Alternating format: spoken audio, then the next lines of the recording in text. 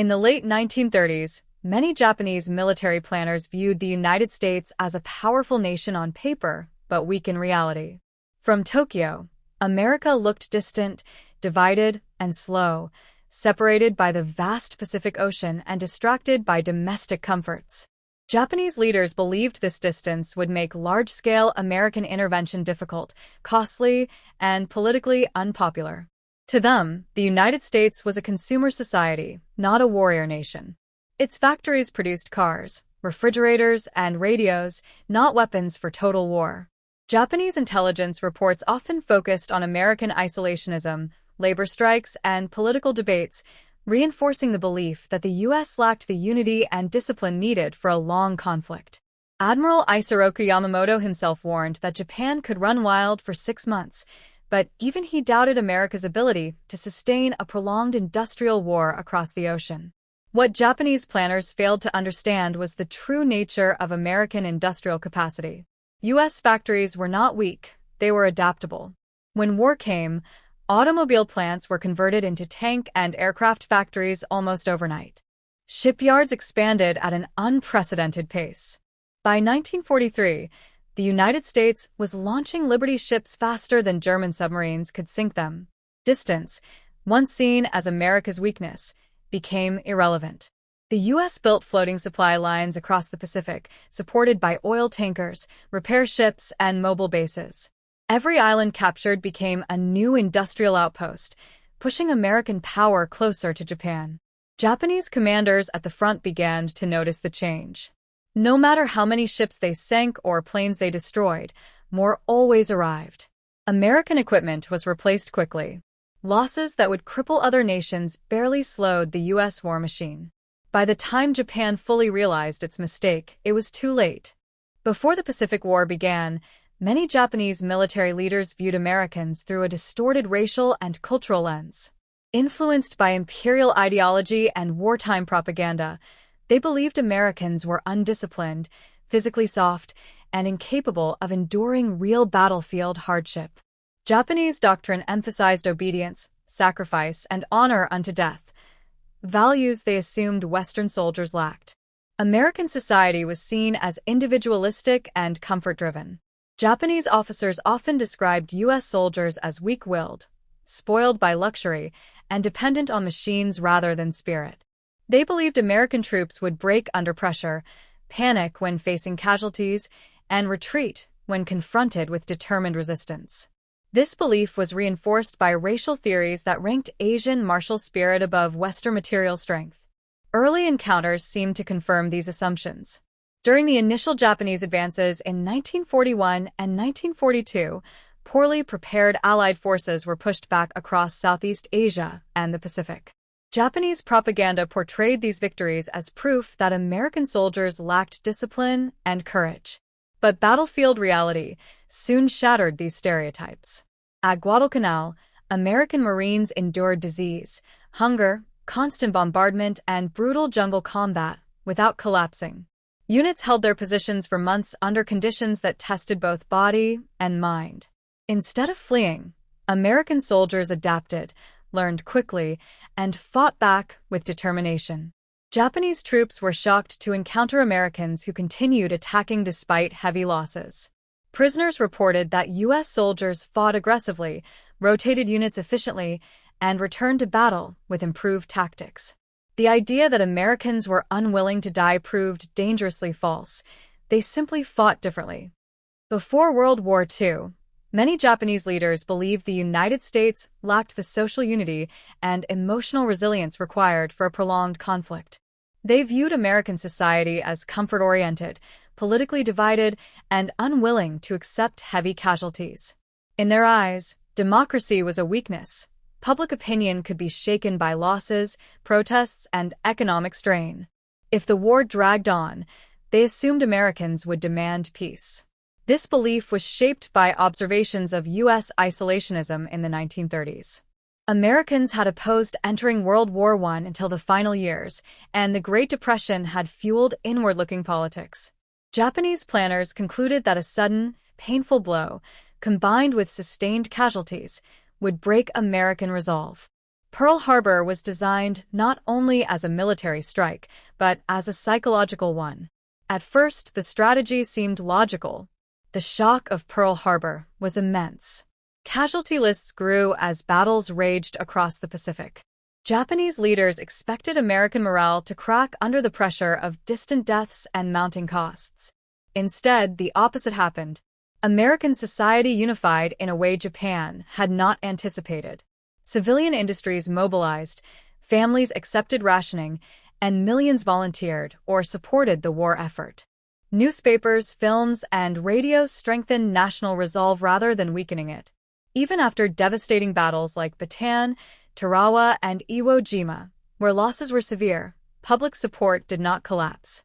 Rather than demanding withdrawal, Americans demanded victory.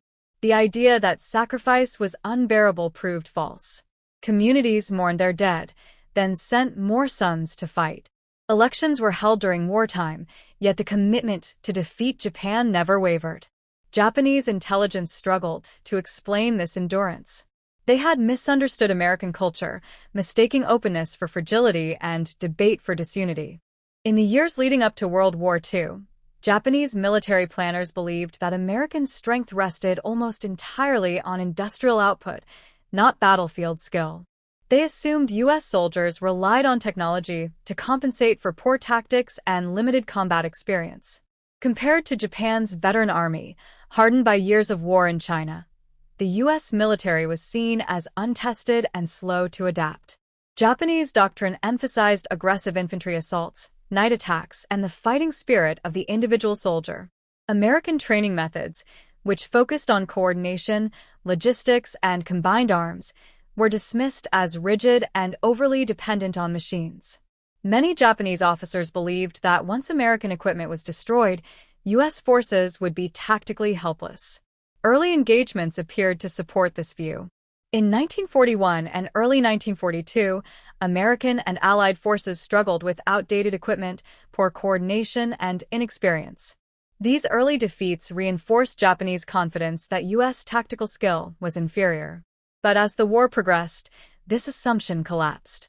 The U.S. Army and Marine Corps adapted with remarkable speed. Lessons from early failures were studied, documented, and rapidly applied. New tactics integrating infantry, artillery, armor, and air support were refined and standardized. American commanders emphasized flexibility, communication, and fire coordination rather than blind assault. Technological superiority soon amplified this tactical evolution. Radar-guided artillery, improved amphibious landing techniques, and reliable radio communication allowed U.S. units to respond faster and strike more accurately. At battles like Guadalcanal, Saipan, and Leyte, American forces demonstrated a level of coordination that Japanese planners had not anticipated. Japanese troops were increasingly shocked by how quickly American units adjusted after setbacks.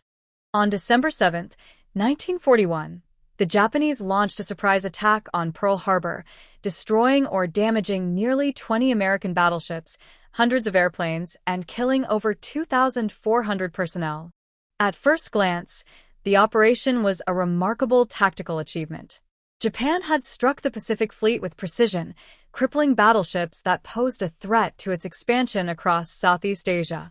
Military planners in Tokyo celebrated what appeared to be a decisive blow. Yet the success was superficial. The Japanese attack focused almost entirely on battleships, neglecting American aircraft carriers, which were absent that day. These carriers would soon become the backbone of the U.S. Navy's striking power. Key infrastructure, such as fuel depots, repair yards, and submarine bases, was largely untouched, allowing the U.S. to recover far faster than anticipated. In their excitement over immediate destruction, Japanese commanders failed to consider the long-term implications. The strategic consequences soon became clear. Far from crippling American morale, the attack galvanized it. The nation united behind the war effort, ending decades of isolationist sentiment. Congress declared war the following day, and industrial mobilization accelerated at an unprecedented pace. Shipyards, aircraft factories, and training facilities switched to wartime production, producing a flood of ships, planes, and troops that Japan could not match. Tactically brilliant but strategically short-sighted, Pearl Harbor allowed Japan to seize territory quickly in Asia and the Pacific. However, it also ensured that the United States would dedicate every available resource to defeating Japan. The initial shock became the spark that ignited the full industrial and military might of the U.S. on a global scale.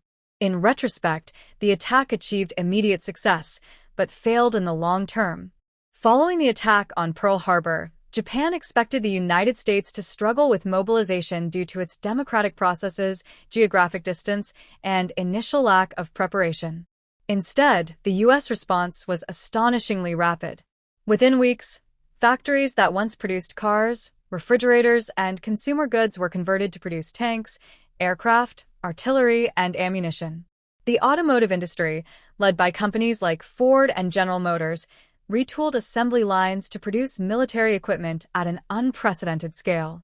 Shipyards expanded dramatically.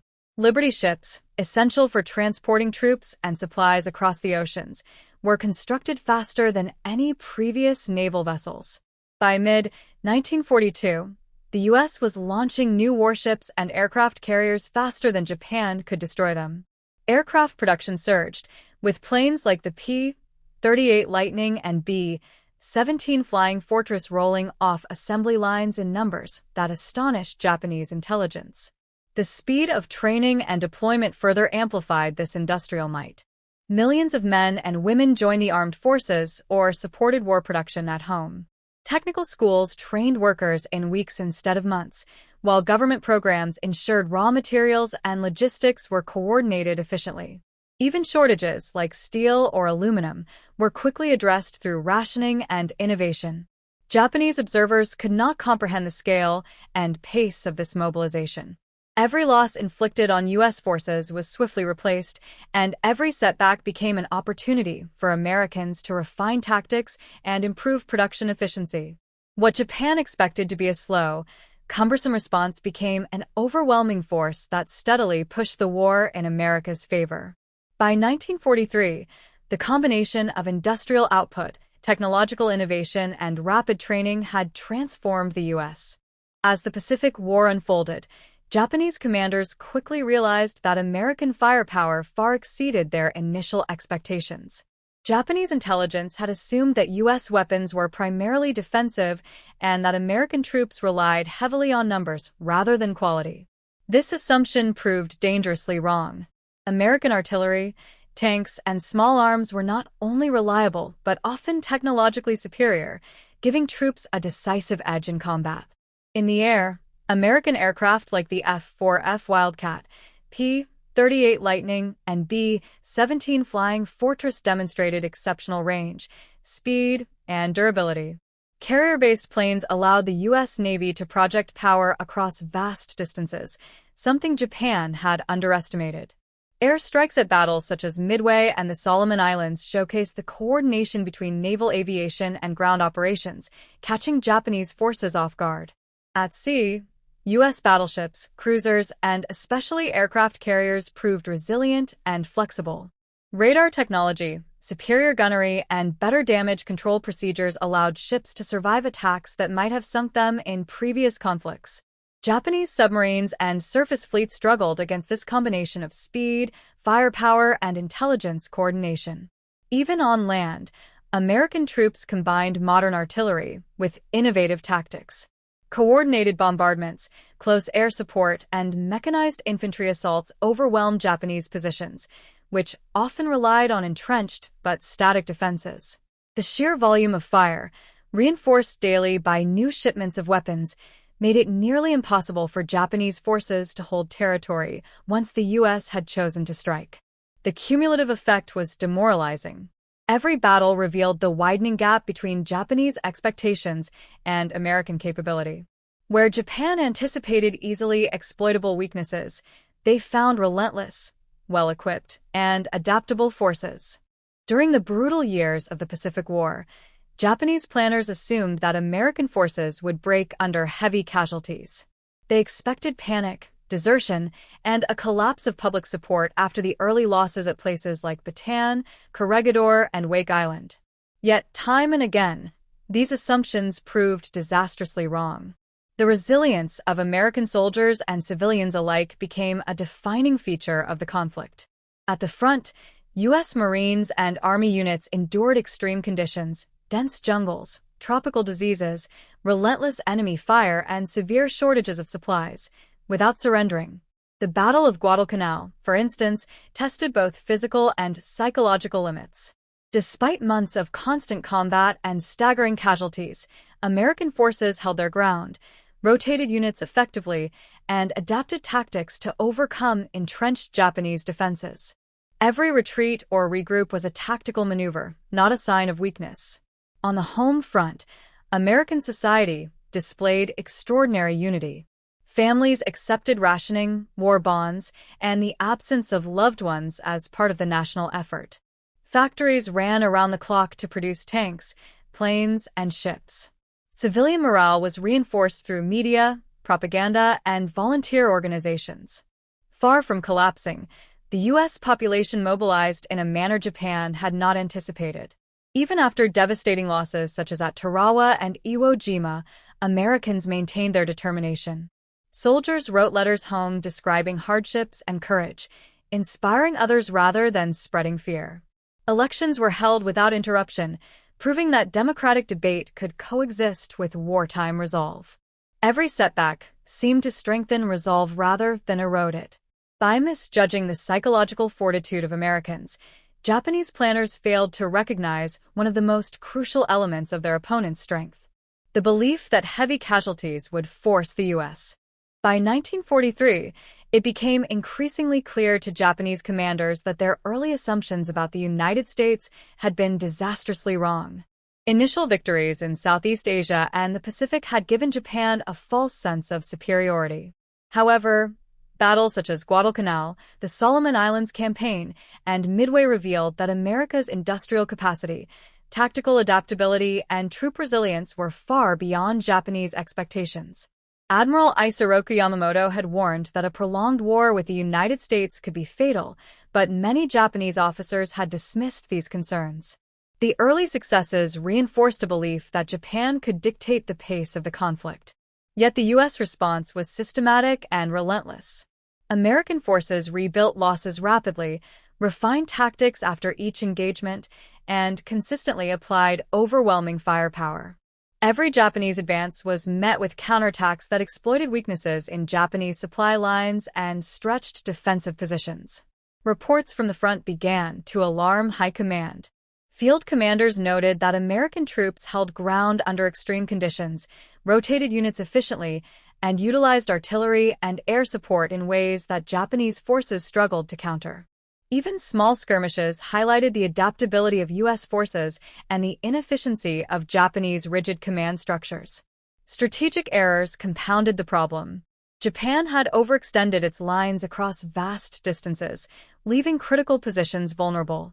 Meanwhile, the United States maintained uninterrupted production of ships, aircraft, and munitions, ensuring that losses could be replaced almost immediately. What Japan had intended as decisive engagements were, in reality, delaying actions against a foe whose resources were effectively limitless. By mid-war, Japanese commanders recognized the scale of their miscalculation. Japan's decision to underestimate the United States proved catastrophic, shaping the fate of the Pacific War and ultimately determining the collapse of the Japanese Empire. From the very beginning, Japanese planners assumed that America would be slow to mobilize, fragile under sustained losses, and unprepared for long-range warfare. These assumptions dictated strategies that prioritized rapid expansion over long-term sustainability and underestimated the industrial, technological, and human resources of the United States. Early Japanese victories, such as the capture of the Philippines, Malaya, and parts of the Dutch East Indies, reinforced overconfidence. Commanders believed that crushing key points would force the U.S. into negotiation, if not outright retreat. Yet the American response proved resilient, coordinated, and relentless. Shipyards, aircraft factories, and training centers operated at unprecedented speeds, replenishing losses and producing far more war material than Japan could destroy. The miscalculation extended to battlefield tactics and strategy. Japanese forces relied on the assumption that American morale would break under heavy casualties and logistical challenges. In reality, U.S. forces adapted quickly, integrating lessons from early defeats to improve combat effectiveness. The combination of sustained industrial output, superior technology, and disciplined, determined soldiers allowed the United States to push back across the Pacific, from Guadalcanal to Iwo Jima, turning the tide of the war. By 1944, Japanese leadership recognized the full scope of their error, but the consequences were irreversible. Overstretched supply lines, dwindling resources, and the unrelenting advance of American forces left Japan on the defensive. Strategic islands were recaptured one by one, and cities faced devastating bombing campaigns. The initial misjudgment of American strength had set Japan on a trajectory it could no longer control.